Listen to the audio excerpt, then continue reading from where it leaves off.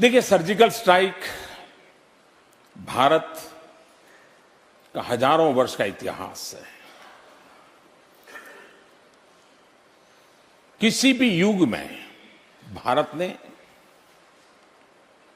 किसी की भी जमीन हड़पने का प्रयास नहीं किया है।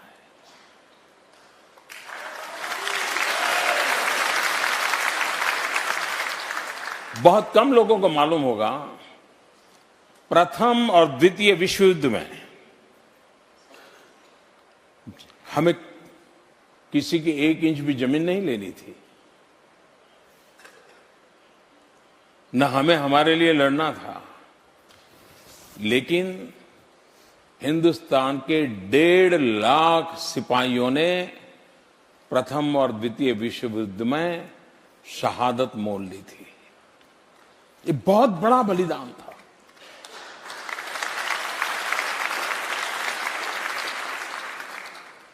आज भी यूएन का जो पीस कीपिंग फोर्स है, उस पीस कीपिंग फोर्स में सबसे ज्यादा कंट्रीब्यूशन करने वाला कोई देश जो है, उसमें एक गौरवपूर्ण रूप से हिंदुस्तान का नाम दिया जाता है। जब हिंदुस्तान के लोग पीस कीपिंग फोर्स में जाकर के दुनिया के अलग अलग देशों में अपनी सेवाएं देते हैं, तो भारत का चरित्र अजय रहने का है, विजयी रहने का है, लेकिन किसी के हक को छीनना ये भारत का चरित्र नहीं है। और ये तो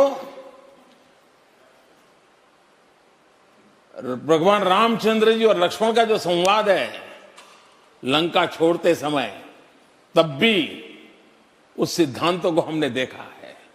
लेकिन जब कोई टेररिज्म एक्सपोर्ट करने का उद्योग बना करके बैठा हो, मेरे देश के निर्दोष नागरिकों को मौत के घाट उतार दिया जाता हो, युद्ध लड़ने की ताकत नहीं है, पीठ पर वार करने के प्रयास होते हो,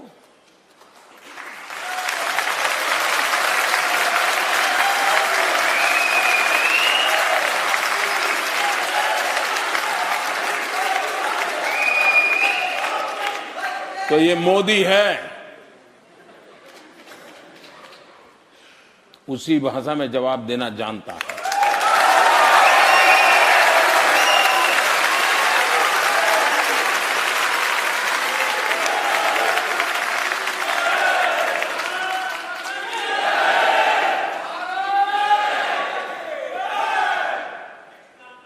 हमारे जवानों को